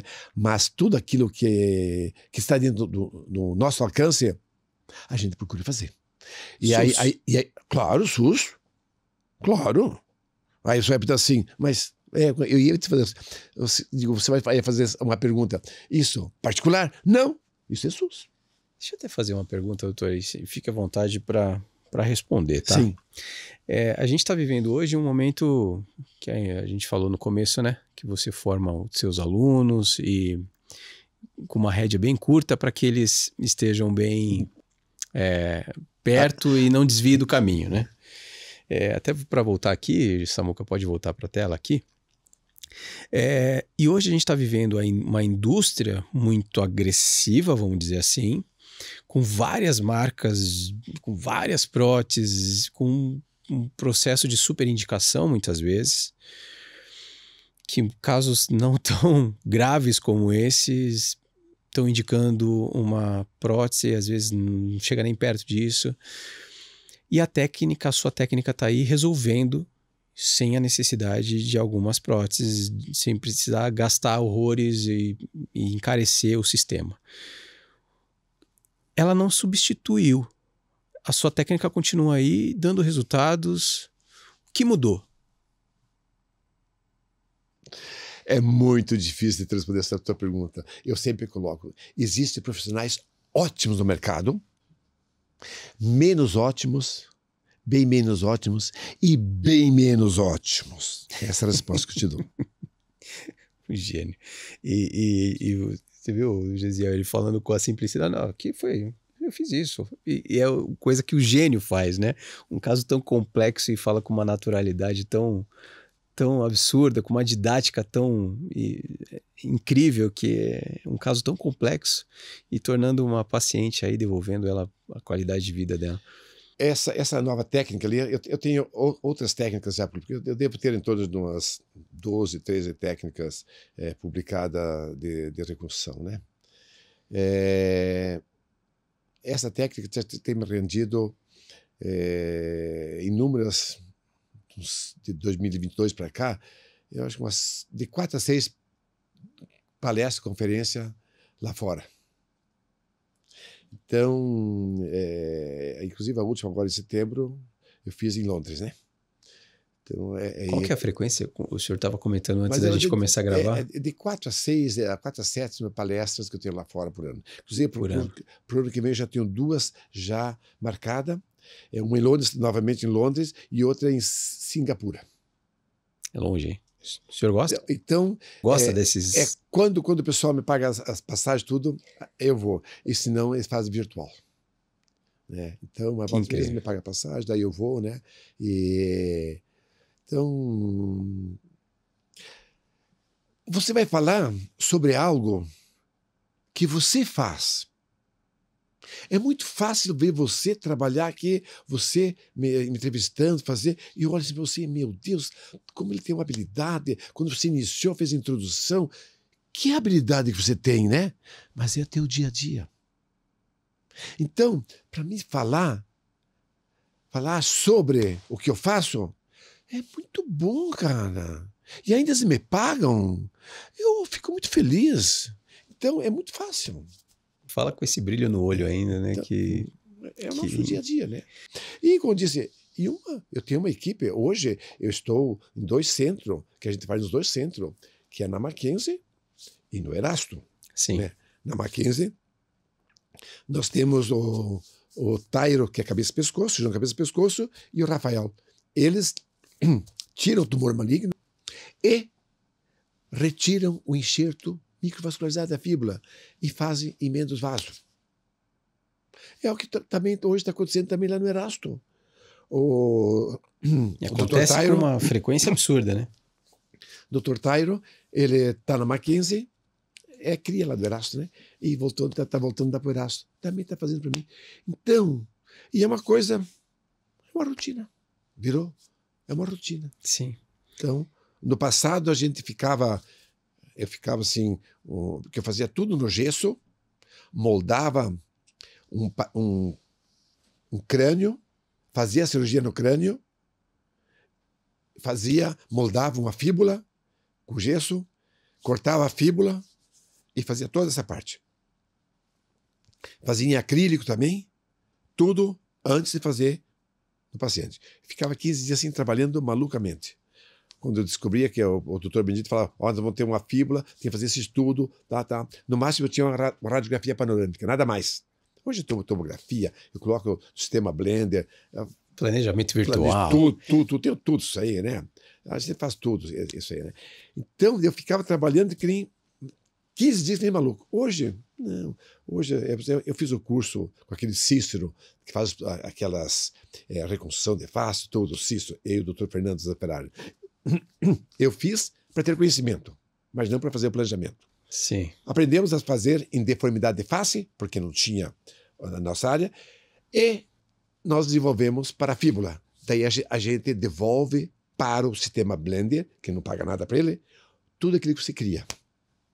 Então, daí ficou responsável por essa parte de planejamento o Dr. Fernando Zanferari conosco. Então, cada um tem sua função. Porque eu não posso, chefe de serviço, aí faço isso, faço aquilo, faço tudo. Não. Você tem que distribuir as funções. É uma escola, não sou eu que mando. Por exemplo, num paciente. Chega um paciente lá, faz todo os exames, da gente, enfim, indica o procedimento. Mas o que vamos fazer? Não sei. Leva, nós temos aula todas as manhãs, das 7 às 8. Mas na quarta-feira de manhã, das 7 às 8, é apresentado o caso, fotografado, raio-x, tudo. Qual a proposta para esse caso? E daí nós, preceptores, também os residentes opinam, para ver o que é melhor para esse caso.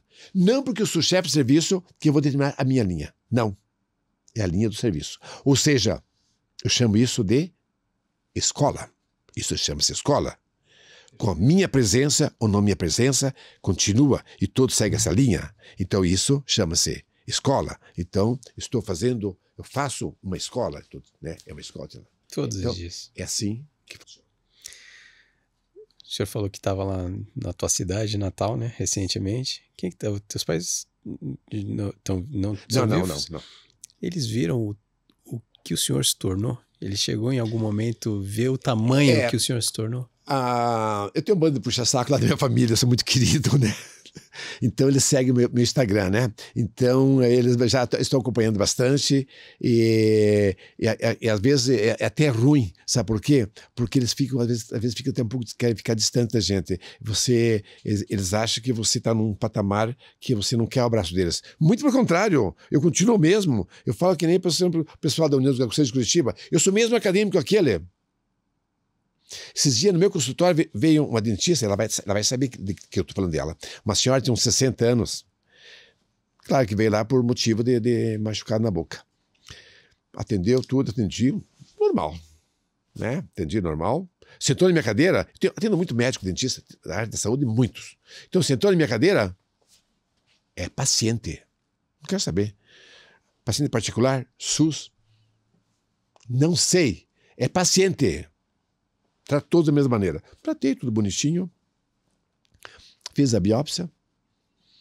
Aí no final, vou fazer uma revelação.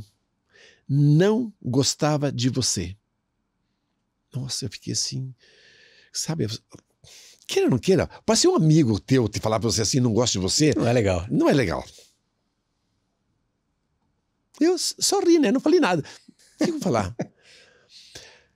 Todos os meus pacientes, que eu encaminho pacientes para ti, porque eles gostam muito de você e você faz as coisas muito bem feitas. Eles amam você. Então eu encaminho. Agora, eu nunca pensava em vir aqui.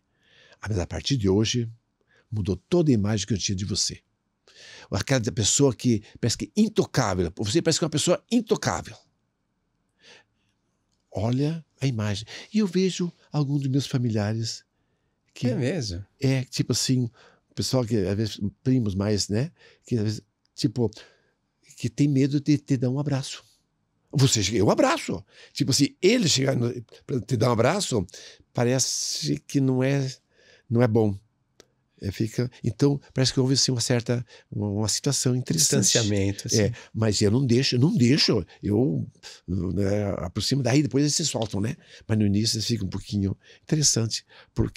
Mas eu nunca deixei isso subir na minha cabeça e não vai subir. Eu acredito porque, como eu fui bancário e sempre usei gravata, e não vou deixar de usar gravata. Não tem que deixar. Eu amo. E passou a ser uma marca sua também, né? A coisa que eu mais ganhei de presente é gravata. Porque bebida eu não tomo bebida alcoólica. E sabe que eu não tomo. Então, lá de vez em quando um vinhozinho, uma taça de vinhozinho. Tenho 40 pés de pareira no meu terreno. Pequenininho, mas tenho 40 pés de pareira. Mesmo? Mas não para fazer vinho. Para dar para uva, para dar para os vizinhos. Não, eu planto para isso. Então, bebida alcoólica, lá de vez em quando, 2, 3 meses, uma taça. É época de uva agora ou não?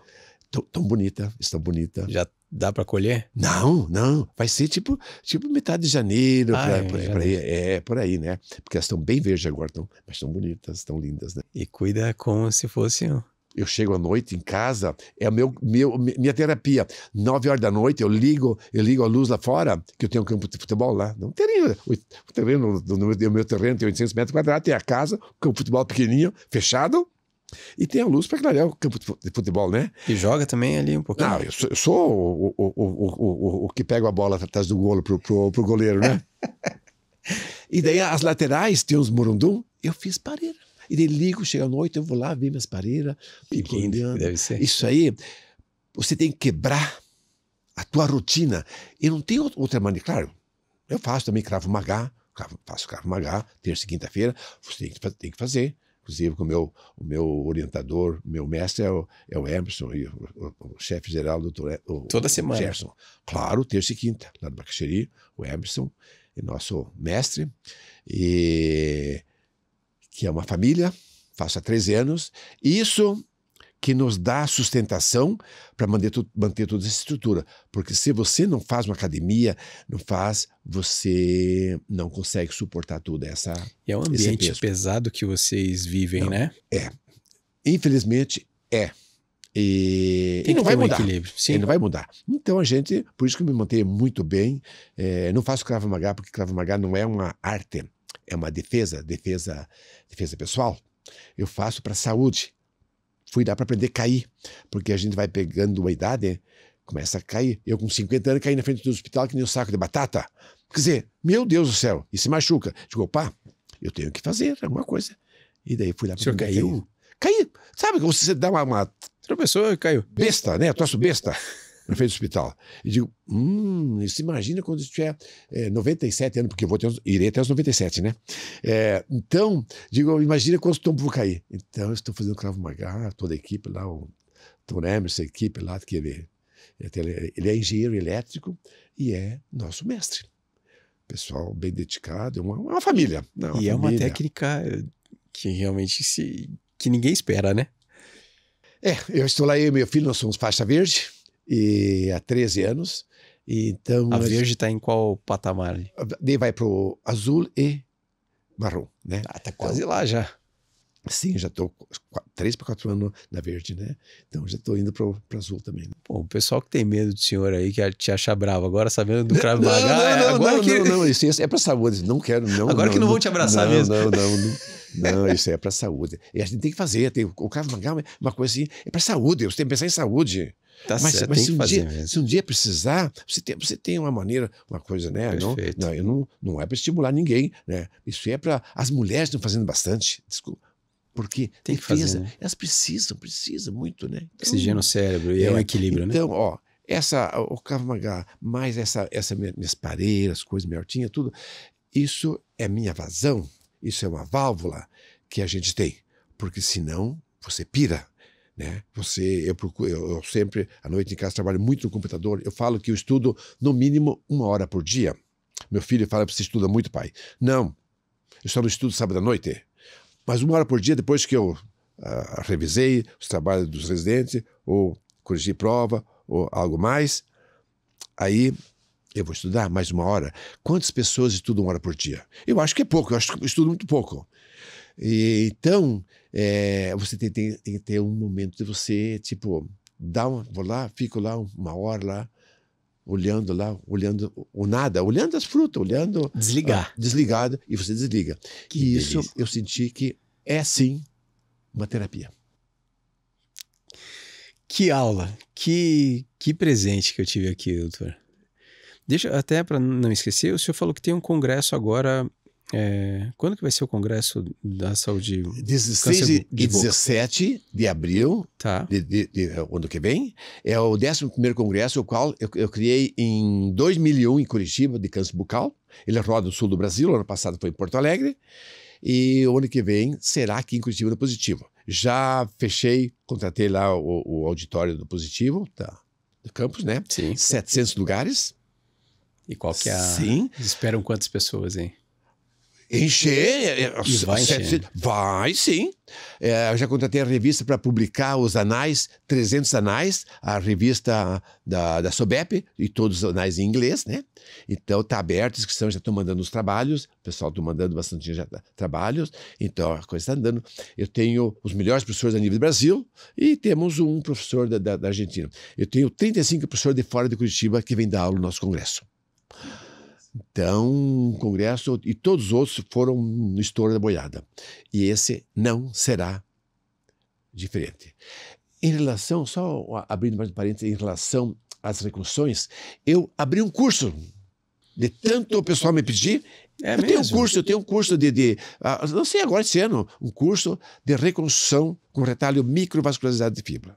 Legal. Então, meu filho falou assim, pai, você vai deixar morrer essa ideia, as pessoas têm que fazer o curso, tem que deixar o curso, deixa o curso para as pessoas. E como que as pessoas, os cirurgiões acham esse curso? Eu tenho entrado no site tudo, né? Mas eu não trouxe nenhum. Aliás, no final tem. No final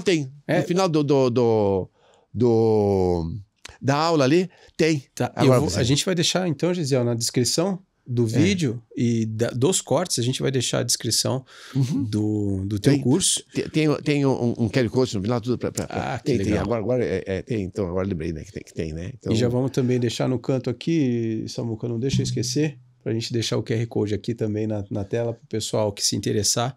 Sim. E é presencial esse curso? Como que é? Não, online. Online. Fazer para o mundo inteiro. Sim. Então, é aquele negócio, o que você não escreve?